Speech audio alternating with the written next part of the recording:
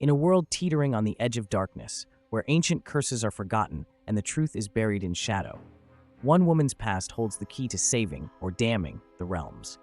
This is the story of battles fought in the shadow of dragons, where enemies lurk in every corner and allies are not what they seem. Prepare to enter the forgotten realms. The conflict unfolds. Earlier, when Katlyn awoke, I saw some horrible revelation in her eyes. Whatever she dreamt of had frightened her beyond a normal nightmare. I wanted to ask her more, but she went right back to sleep and was now snoring quietly. When we were both certain Katlyn was asleep, Forrest asked, "How sure are you this thing is at the temple?" 50-50, I replied honestly. Most of what I've found on this thing is from centuries ago. If this shadow has been around that long, why do we not know of it?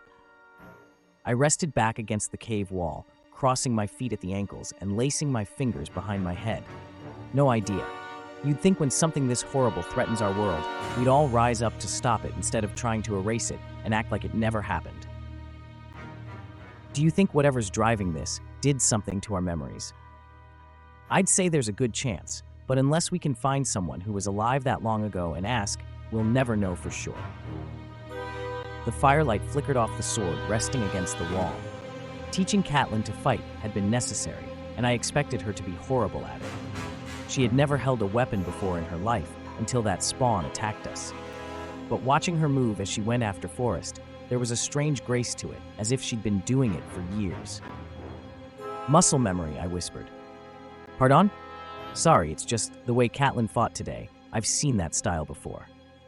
"It was strange how easily she slipped into those stances," he agreed quietly. "She said she's never fought before. Not that she could remember." It had been impressive to watch the gliding style of swordplay, how she used the air to push her attacks, and she did it all with her eyes closed. It shouldn't have been possible unless she'd done it before. Forrest was right. We needed to understand who her father was if we were to figure out who she really was. The only other time I'd seen fighting like that was in the inter-realm festivals where fighters would show off their skills in the arena. Non-lethal, of course. The festival was meant to bring peace between the races. Before I was forced to leave my home, I remembered watching a dragon knight from an ancient line. He was one of the last of his kin, and he fought with such fluid grace it left the crowd speechless and his opponent in awe. No other dragon clan displayed such skill, and I never thought I'd see it again. Until today, when Katlyn suddenly did it as if it was nothing. "Do you know of a clan that died out?" I asked Forrest. "A clan of warriors?" "We're all warriors," he said dryly, "and sadly, dragon clans all come to an end when it's their time. This one would have been recent." Forrest's face wrinkled in thought. "The only clan that has disappeared in the last 100 years is one we do not speak of. They were traitors, all of them." "What did they do?" "They attempted to assassinate the royal family, my family. They were mad, all of them. They claimed we were all going to burn in some horrible fiery end if they didn't spill the blood of my family to save us." He rested his head back with a scowl. It said their ravings didn't stop until their heads were removed from their bodies. That didn't make sense to me. We all had our crazies, but for an entire clan to rise up and say the end was near, and no one thought to try and question them once they were secured.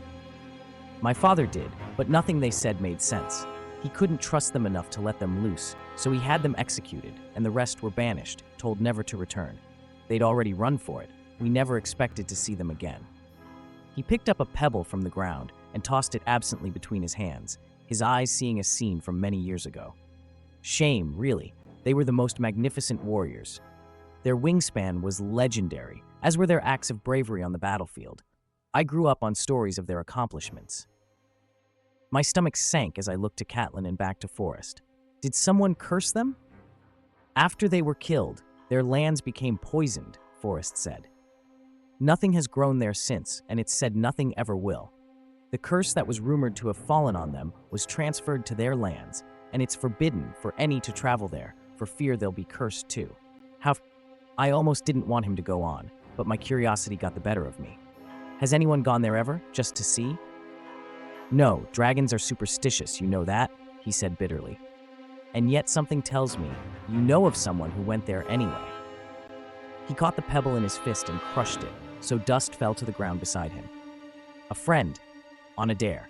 He went, and when he returned, he was not himself. He was placed in a cell and has never been released for fear of what he will do. He met my gaze as he whispered. He tried to burn me alive, said I was poisoned. What was the name of the clan, Forrest? We were told never to speak of it. It's bad luck.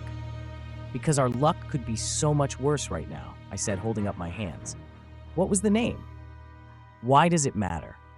I don't know, but the more information I can get my hands on, the better. He still looked skeptical, and I was ready to wring his neck to get him to spit it out. But then he sucked in a deep breath and whispered, Dara. The clan's name was Dara. Before my family ruled, they were in charge of our clan, but things happened, as they so often do, and power changed hands. He scooted down the wall, crossed his arms, and closed his eyes. Now, if you don't mind, I'm gonna sleep. I nodded and turned to watch Katlyn. Her breathing was even as she slept on. Is that who she was? A Dara, one of these cursed dragons? If she was, she couldn't let Forrest know. He was too honorable for his own good. He'd kill her on the spot, and I needed her to help me stop this plague. I thought my life was difficult before. Now it was becoming damn near impossible to not wind up dead. The shadows grow longer, the secrets run deeper.